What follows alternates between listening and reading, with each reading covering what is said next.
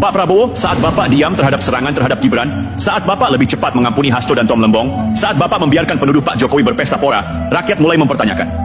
Masihkah ini Prabowo Gibran yang dulu kami pilih? Masihkah ini pemerintahan yang menghormati suara rakyat Jokowi? Kami takut jawaban dari pertanyaan itu adalah tidak. Dan jika benar tidak, maka jangan heran. Legitimasi yang Bapak terima dari rakyat bisa perlahan menguap. Karena rakyat tidak menaruh kepercayaan kepada elit yang saling peluk saat lampu padam.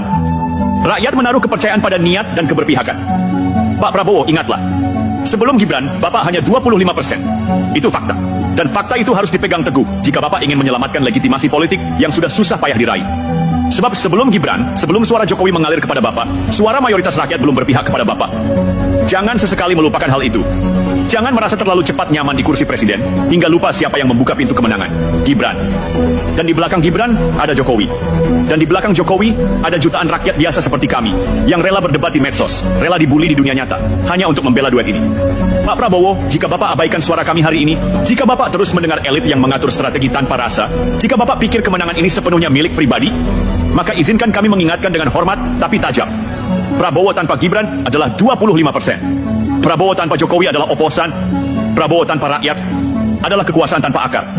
Dan kekuasaan tanpa akar, sekuat apapun kelihatannya, akan mudah tumbang saat badai datang. Kami tidak menginginkan itu, Pak. Kami ingin Bapak berhasil. Kami ingin duet ini terus kuat. Tapi bukan dengan mengabaikan rasa keadilan. Bukan dengan memberi pengampunan pada mereka yang dulu menyerang, sementara yang membela justru dibiarkan sendiri. Kami hanya rakyat kecil. Kami hanya suara digital. Tapi kami juga bagian dari sejarah yang membawa Bapak ke kursi itu. Dan kami akan terus bersuara, bukan karena benci, tapi karena kami cinta negeri ini. Dan cinta itu, Pak, kadang perlu menyentil keras agar yang dicintai tidak lupa diri.